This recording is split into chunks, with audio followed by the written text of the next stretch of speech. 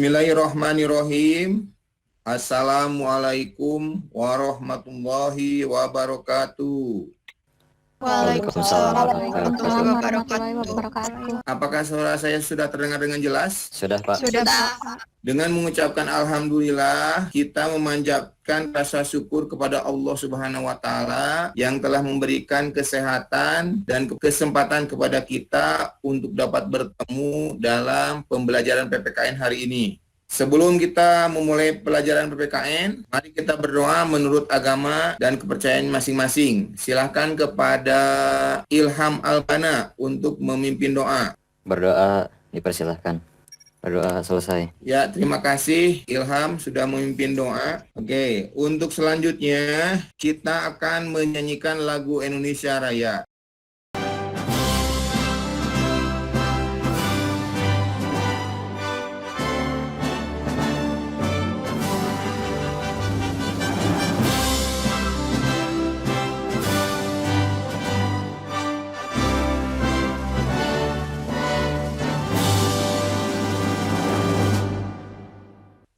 Terima kasih telah menyanyikan lagu Indonesia Raya. Dengan menyanyikan lagu Indonesia Raya ini diharapkan kita semua akan meningkat rasa cinta tanah air, bangga menjadi bangsa Indonesia.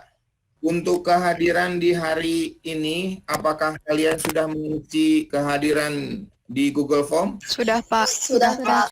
Pekan ini kita akan membahas tentang kedaulatan negara kesatuan Republik Indonesia. Subtemanya yaitu teori kedaulatan. Apa saja yang kita pelajari di pekan kemarin? Pekan kemarin kita belajar tentang hakikat kedaulatan. Kedaulatan berasal dari bahasa Arab yaitu kata daulah yang artinya kekuasaan tertinggi. Kemudian ada 4 sifat pokok kedaulatan yaitu asli, permanen, tunggal, dan tidak terbatas. Selanjutnya ada 4 syarat unsur pokok terbentuknya negara, yaitu rakyat, wilayah, pemerintahan yang berdaulat, dan pengakuan dari negara lain. Demokrasi yang paling cocok dan efektif di Indonesia adalah demokrasi perwakilan. Untuk selanjutnya, Bapak akan perlihatkan KIKD, indikator dan tujuan pembelajaran. Ini adalah kompetensi inti dan kompetensi dasarnya.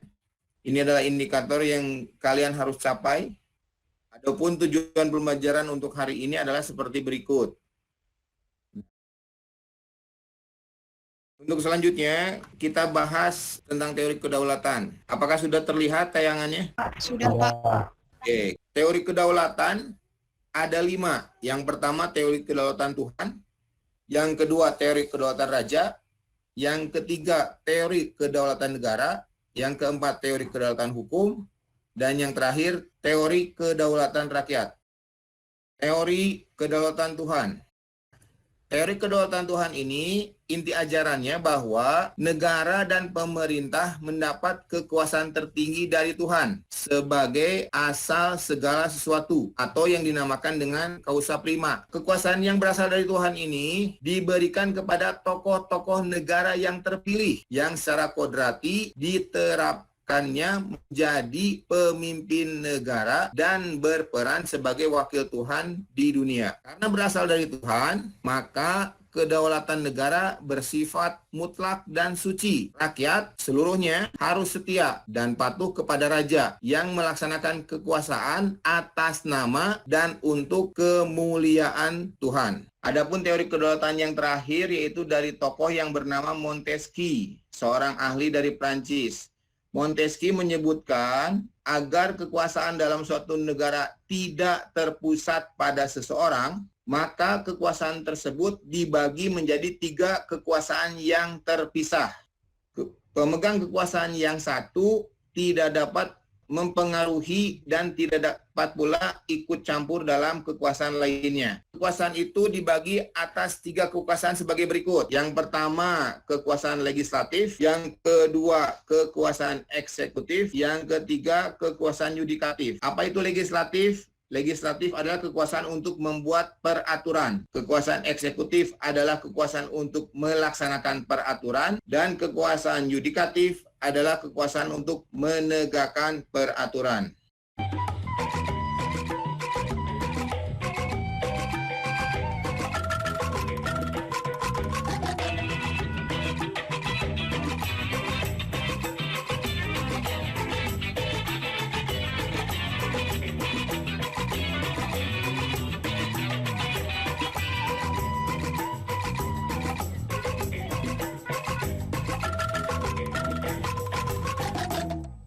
Untuk selanjutnya, silahkan kalian berdiskusi di grup WhatsApp kelompoknya masing-masing. Yang kalian akan diskusikan pada hari ini adalah tentang teori kedaulatan yang sudah kalian dapatkan penjelasan sebelumnya, kemudian hubungkan dengan negara Indonesia. Adapun pembagian tugas teori kedaulatannya adalah sebagai berikut. Seperti pekan sebelumnya, yang kalian lakukan dalam diskusi kelompoknya adalah seperti berikut. Identifikasi masalah sesuai dengan masing-masing teori, sesuai dengan kelompoknya, kemudian mengumpulkan data yang berkenaan dengan masalah tersebut, membuktikan data mana yang paling benar, silakan ambil kesimpulan.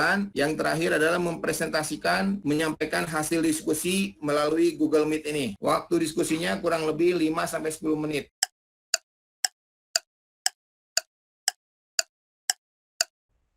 Setelah kalian berdiskusi, sekarang saatnya mempresentasikan hasil diskusi kelompoknya. Oleh karena itu, silakan kelompok 8 untuk memulai presentasinya.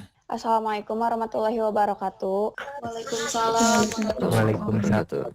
Pertama-tama, perkenalkan dulu kelompok kami terdiri dari saya sendiri, Kalista, Gatan, Tika, dan Dialova. Permasalahannya, teori kedaulatan rakyat menurut Montesquieu. Identifikasi masalah. Apakah teori kedaulatan rakyat menurut Montesquieu dapat diterapkan di Negara Kesatuan Republik Indonesia? Hasil diskusi kami yaitu, untuk pelaksanaan dari teori kedaulatan rakyat menurut Montesquieu dapat diterapkan di Negara Kesatuan Republik Indonesia. Alasan atau argumentasi umum. Yang pertama, secara umum di Indonesia memiliki aturan hukum yang menyatakan bahwa Indonesia adalah penganut teori kedaulatan. Aturan hukum tersebut adalah yang pertama, Pancasila, sila keempat, pembukaan Undang-Undang Dasar 1945 alinea keempat, Undang-Undang 1945 pasal 1 ayat 2, teori kedaulatan rakyat dari Montesquieu menyebutkan bahwa kekuasaan terbagi menjadi 3 kekuasaan yang terpisah dan tidak saling mengaruhi dan tidak ikut campur tangan terhadap kekuasaan lainnya. Tujuannya, agar kekuasaan dalam suatu negara tidak terpusat pada seseorang.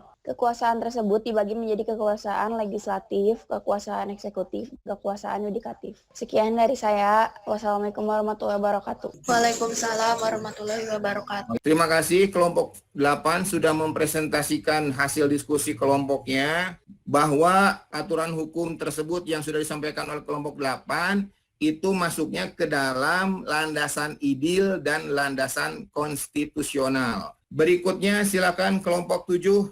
Terima kasih kepada semua kelompok yang telah mempresentasikan dengan sangat bagus sekali hasil diskusinya. Selanjutnya, lembar kerja peserta didik poin 3A2 tentang teori kedaulatan. Silahkan nanti kalian kerjakan soal-soal latihan ini. Adapun untuk penilaian harian tentang teori kedaulatan, kita akan lakukan secara bersama-sama dengan kelas lainnya.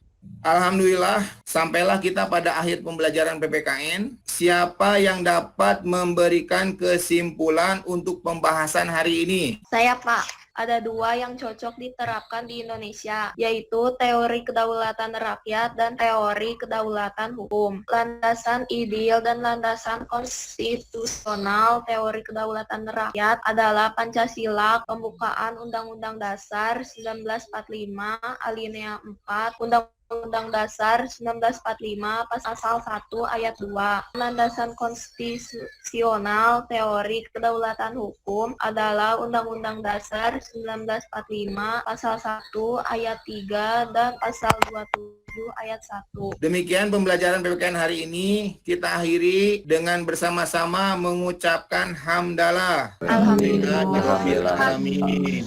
Wassalamualaikum warahmatullahi wabarakatuh. Waalaikumsalam warahmatullahi wabarakatuh.